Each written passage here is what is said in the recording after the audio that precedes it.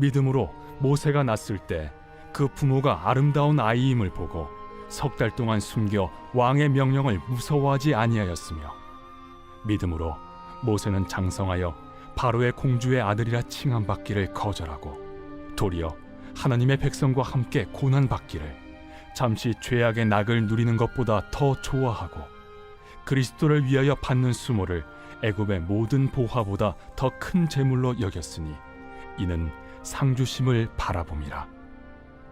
믿음으로 애굽을 떠나 왕의 노함을 무서워하지 아니하고 곧 보이지 아니하는 자를 보는 것 같이 하여 참았으며, 믿음으로 유월절과 피 뿌리는 예식을 정하였으니 이는 장자를 멸하는 자로 그들을 건드리지 않게 하려 한 것이며, 믿음으로 그들은 홍해를 육지같이 건넜으나 애굽 사람들은 이것을 시험하다가 빠져 죽었으며, 믿음으로 7일 동안 여리고를 도우니 성이 무너졌으며, 믿음으로 기생 라합은 정탐꾼을 평안히 영접하였으므로 순종하지 아니한 자와 함께 멸망하지 아니하였도다.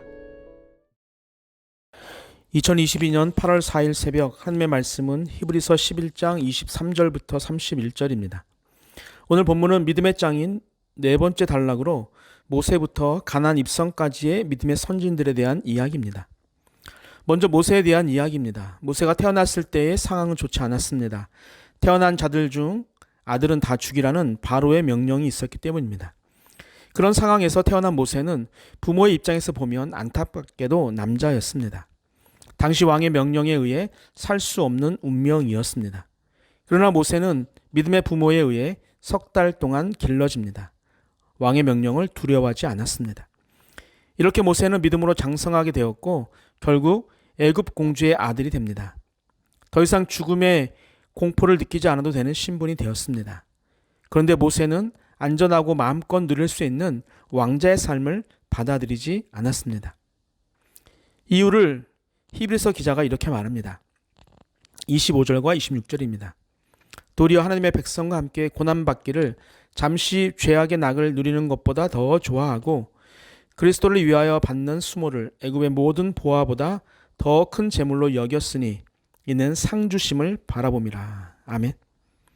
모세가 왕자의 자리를 거부한 이유는 잠시 동안 죄의 즐거움을 누리는 것보다 하나님의 백성들과 함께 고난받는 것을 원했기 때문입니다. 모세는 왕자의 자리를 탐한 적이 없습니다. 태어나서 공주의 아들이 되어 왕자가 된 것뿐입니다. 그런데 모세는 그 자리를 죄악의 낙을 누리는 일이라고 본 것입니다. 또한 왕자의 자리를 거부한 이유는 애굽의 온갖 보물을 가지고 사는 것보다 그리스도를 위해 고난받는 것이 더 낫다고 생각했기 때문입니다. 하나님의 백성과 함께하는 고난과 그리스도를 위해 받는 수모가 세상의 어떤 권력과 재물보다 더 귀한 것으로 생각한 모세는 이 세상에서 살아가는 나그네임을 고백한 것과 같습니다. 이 세상에서 누리고 갖고 있는 모든 것은 하늘의 것과 비교하면 아무것도 아님을 알았던 것입니다. 사라지는 안개와 같은 것이고 금세 마르는 풀과 같음을 알았기 때문이죠. 그런 모세의 마음을 히브리서 저자는 상주심을 바라봄이라 라고 말합니다. 그렇습니다. 우리가 무엇을 바라보느냐에 따라 가치의 기준이 달라지는 것입니다. 세상에서의 출세와 명예를 바라보는 자들에게는 그것이 가장 큰 것으로 보입니다. 그래서 그것만을 위해 달려가다 보니 주변을 볼 수도 없고 하늘의 것을 바라보는 것을 사치라고 생각하게 됩니다. 그러나 모세처럼 믿음으로 성장한 자는 세상의 가치가 하늘의 가치와 비교할 수 없다는 것을 알고 하늘의 것을 위해 달려가게 되는 것입니다. 나는 과연 무엇을 향해 달려가고 있습니까? 우리 자녀가 무엇을 향해 달려가고 있습니까? 썩어질 것, 곧 사라질 것을 잡기 위해 달려가는 것이 아닌 영원한 것을 잡기 위해 달려가는 산돌의 식구들이 되기를 주님의 이름으로 축복합니다. 모세의 믿음은 놀라운 일들로 나타납니다. 모세는 믿음으로 왕의 분노를 두려워하지 않고 애굽을 떠났고 또한 보이지 않는 하나님을 마치 보이는 것처럼 바라보면서 꿋꿋하게 참을 수 있게 했습니다. 모세는 믿음으로 유월절을 준비하고 문마다 피를 바르는 예식을 하지요. 이런 행동은 죽음의 천사가 이스라엘을 넘어가게 하는 것이었습니다. 60만 명을 이끌고 애굽을 떠나는 일은 믿음이 없이는 할 수 없는 일이고, 피를 문설주에 바르는 것은 하나님께서 이스라엘 모두를 지켜주신다는 믿음의 행동이 없이는 할 수 없는 것입니다. 또한 애굽을 뒤로하고 홍해를 앞에 둔 상황에 홍해물이 갈라지고 홍해를 건너게 되죠. 그리고 그 뒤를 따르던 애굽의 병사들은 다시 몰려온 바닷물에 빠져 모두 죽게 됩니다. 히브리서 저자는 홍해를 건너는 사건을 믿음으로 연관시켜 말하죠. 이스라엘 백성들이 홍해를 건너는 것에 대해 지금까지 당연하다 생각했습니다. 그런데 오늘 본문을 다시 보면서 갈라진 홍해를 건너는 것이 정말 큰 믿음이라고 생각하게 되었어요. 우리가 상상하는 홍해가 갈라진 모습은 마치 유리벽으로 물을 가두어 놓아 안전한 코엑스에 있는 수족관으로 생각할 수 있지만 실상은 그렇지 않았을 것입니다. 꽤 긴 홍해를 건너는 사이에 언제 물이 다시 예전처럼 흐를지 모르는 모습이었을 겁니다. 그런 길을 건너다가 물에 빠져 죽느니 다시 포로로 잡혀가는 것이 더 낫다고 생각할 수 있습니다. 애국 군대가 바로 뒤에서 물에 휩쓸려 죽는 장면이 그것을 대변해 준다고 생각합니다. 그런데 이스라엘 백성들은 홍해 바다를 믿음으로 건넌 것입니다. 출렁이는 바닷물을 홍해를 다 건널 때까지 하나님이 막아주실 것이란 믿음이 있었습니다. 우리가 살아가는 세상도 그런 것 같습니다. 누가 보아도 완전하고 안전한 상황도 있지만 언제 위험이 찾아올지 모르는 시간이 많습니다. 그런 상황에서 필요한 것이 바로 믿음입니다. 우리의 눈에 보이는 상황은 출렁이는 바닷물처럼 위험해 보여도 하나님이 막아주실 것이라는 믿음을 잃지 않고 건너야만 합니다. 건너지 않으면 멈칫하면 애굽의 포로가 다시 시작되는 것처럼 세상의 환경에 지배당하고 하나님의 자녀의 자유를 누리지 못하는 것입니다. 지금 상황을 믿음으로 건너가는 산들의 모든 성도님들이 되시기를 주님의 이름으로 기도합니다. 이스라엘 백성들이 드디어 여리고에 도착합니다. 성을 어떤 방법으로 공격하여 점령할지에 대해 전술을 짜야 합니다. 그런데 하나님은 하루에 한 번씩 마지막 날에 성을 7번 돌라고 하시죠. 완전히 공상소설 같은 말씀을 하신 것입니다. 성을 도는 것으로 어떤 일도 일어나지 않는다는 것을 알고 있었습니다. 그런데 이스라엘 백성들은 그 말씀에 순종합니다. 이것이 믿음입니다. 믿음대로 하니 당시 가장 견고했다고 하는 여리고 성이 무너지는 결과를 보게 됩니다.